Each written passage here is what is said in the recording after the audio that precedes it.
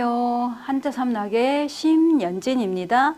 한자 삼락에 오신 여러분 환영합니다. 오늘 준비한 글자는 제가 좀 쉬운 걸로, 획이 많지 않은 걸로 준비했어요. 가볍게 한번 공부해 보세요.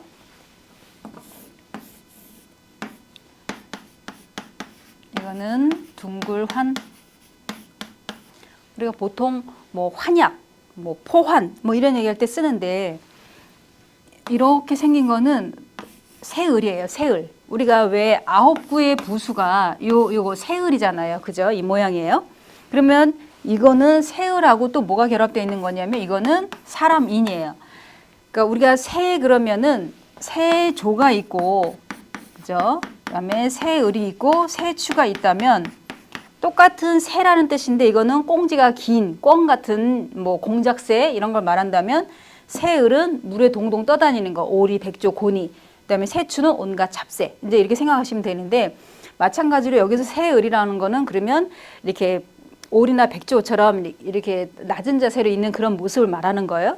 그러면 사람인하고 새을이 겹쳐서 이게 둥굴하는 뭐냐면 사람이 어떤 그 동굴, 굴, 이게 약간 입구가 좁은 굴에 들어가려고 하면 내가 이게 서 있는 상태로 못 들어가잖아요. 그러니까 내 몸을 최대한 이게 낮추어야 되고, 그러니까 몸을 좀 말아야 될 정도로 이렇게 내 몸이 이제 접힌다고 해야 되나? 그러니까 다리를 모아서 또 내 가슴 쪽으로 모으고 나는 최대한 상체는 숙이고 이래야 되잖아요. 그래서 안으로 이제 동굴 안으로 들어가는 거야. 자기 몸을 마는 거죠. 둥글게 만다 이런 얘기예요. 말아서 그러니까 사람이 굴 안으로 들어간다 이런 얘기예요. 그래서 이 둥굴안 같은 경우에는 우리가 이제 우리가 귀에 익숙한 것 중에 왜 이렇게 환약, 이게 동글동글한 약, 왜 보통 한의원에서 주는 약 보면 동글동글한 그런 약들 환약 이렇게 얘기하잖아요. 이제 그럴 때도 이걸 쓰는 거고, 또 올림픽 종목 중에서 투포환, 그러니까 이렇게 쇳덩이 같은 거 막 던지고 뭐 이런 게 나오잖아요. 그죠? 그럴 때 둥그런 거, 그러니까 몸을 그렇게 둥글게 만다 이제 이런 얘기예요. 이거는. 그래서 둥글환 할 때 이 글자를 쓰는데 여기에서는 우리가 보통 요 위에 있는 요게 점이 부수예요. 보통 보면 이거는 불똥주 그래갖고 왜 주인주 할 때도 여기에 점이 부수이듯이, 아니면 왜 불굴단에도 여기 점이 부수이듯이 이것도 마찬가지로 요 점이 부수라는 거, 이게 획이 적다고 해서 전체 그 재부수가 아니라는 거 잊지 마시고요. 자, 그러면 히읗 이제 끝내고 이제 기역으로 들어갈게요. 제가 기역 부분은 여기 먼저 둥글한을 이제 써놓고,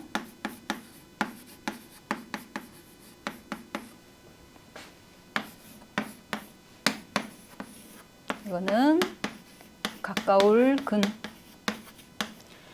자, 제가 준비한 이 가까울 근은 뒤에 있는 이렇게 생긴 글자가 보통 우리가 도끼근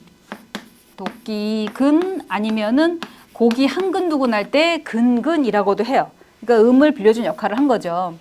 그러니까 제가 오늘 이게 준비한 것 중에 획이 작은 거를 준비한 거는, 어떤 분이 이제 그 획이 많고 어려운 글자를 하다 보면 아이랑 공부할 때 좀 어렵다고 하니까 좀 쉬운 글자도 좀 했으면 하시는 그런 이제 문자를 주셨길래, 그래서 제가 좀 쉬운 것도 했으니까 이게 획이 좀 적다고 해서 이게 아유 너무 쉬워 이렇게 생각하지 마시고 그냥 복습하시나 생각을 하시고 이제 공부하시면 좋을 것 같아요.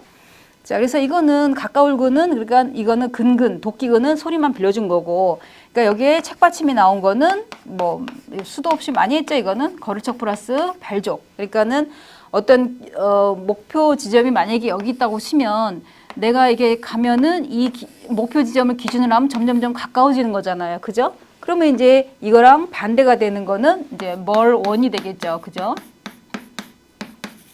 이거는 멀원. 그래서 뭐 원근각처, 왜 결혼식장에 가면 사회자가 원근각처에서 오신 내빈 여러분, 뭐 시기고 시작되니 뭐 안으로 식장 안으로 들어오세요 이런 말 많이 하잖아요. 그죠?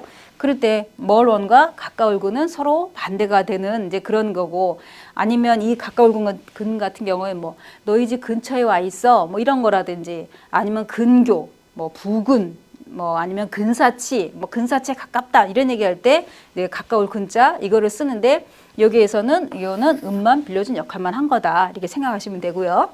자, 그 다음에 가울근.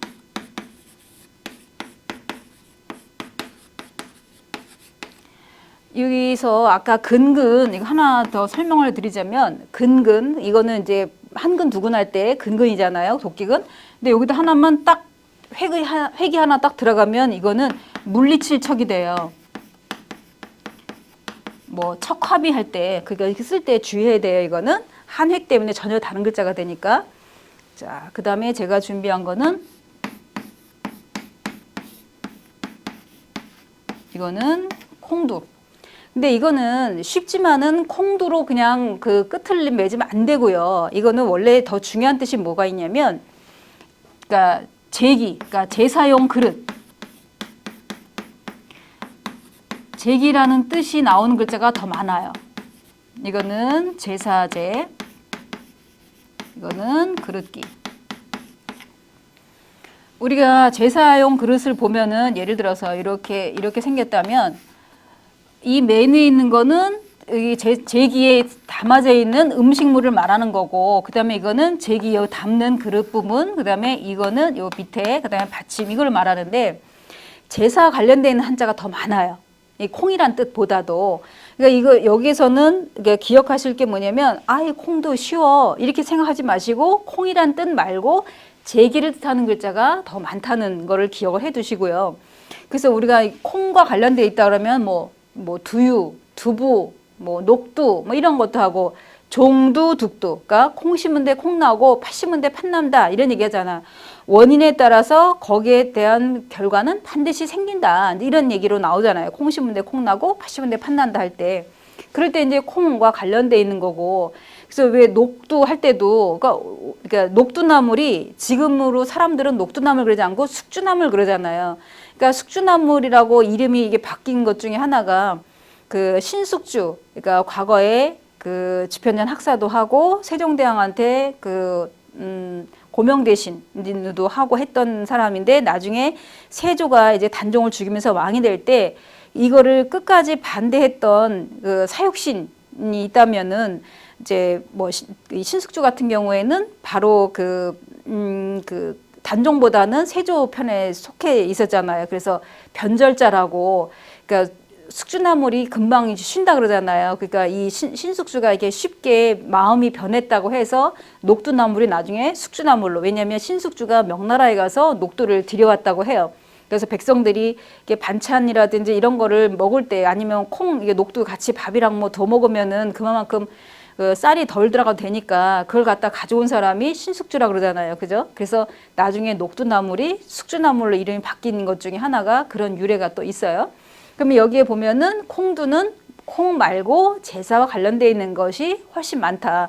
그래서 왜 오를등 같은 경우에도 제가 설명해 드릴 때 제사용 그릇을 들고 제사를 지내기 위해 산소로 올라간다 이런 얘기 했었잖아요. 그죠? 이런 것처럼 콩두가 콩을 뜻하는 한자도 있지만 제사와 관련되어 있는 게 훨씬 많다는 거 잊지 마시고요. 그럼 오늘 한자 세 글자는 좀 획이 좀 작은 걸로 준비해 봤는데 이게 좀 획이 많은 것도 아니면은 뭐 급수가 낮거나 좀 높거나 다 골고루 섞어가면서 할 테니까 강의 계속 들어주시면 감사하겠습니다. 지금까지 한자 삼락의 심연진이었습니다. 안녕히 계세요.